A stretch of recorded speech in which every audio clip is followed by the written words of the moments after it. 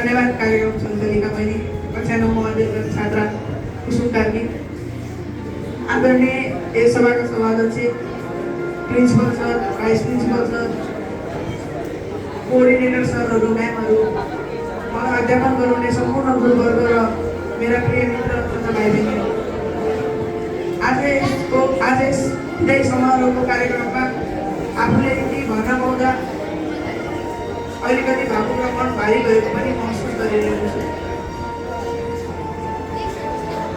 म यो विद्यालयमा करिब 13 वर्ष पढिसकेको छु। 10 पछि 13 वर्ष पूर्ण पनि मलाई यहाँसम्म पुगाउनु भएको, मलाई एबिसिडी र कम्पादेखि लिएर मलाई लेखनसम्म पुगाउनु हुने सम्पूर्ण गुरुवर्गमा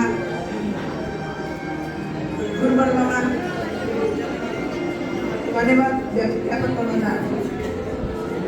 आज म यही व्यवहारिक लेखन र क्रिएटिभ लेख्ने भएको छु। त्यो सब उहाँकै कारण मलाई एबिसिडी पढाउनु हुने र क पढाउनु हुने गुरुहरूमाथि पनि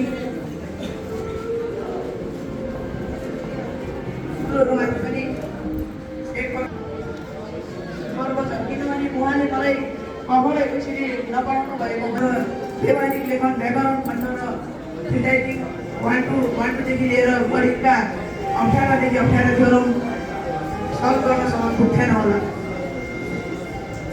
मैले यस विद्यालयले धेरै ब्याचहरू पठाइसकेको छ र तीमध्ये हामी पनि एक हो। र केही विद्यार्थीहरू कुनै ब्याचका याद होला त कुनै नहोला, तर म एक यस्तो विद्यार्थी बन्न चाहन्छु जो सबैको मन मस्तिष्क र मानसपटलमा छाप छोडेर जाओस्।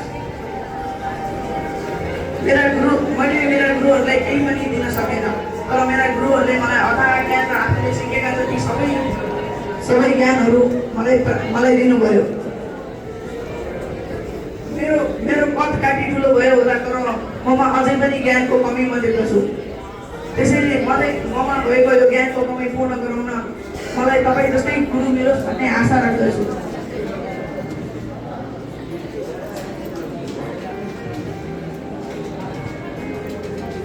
ममा आज फल लागिसकेको छ, अर्थात् म आज एससी दिने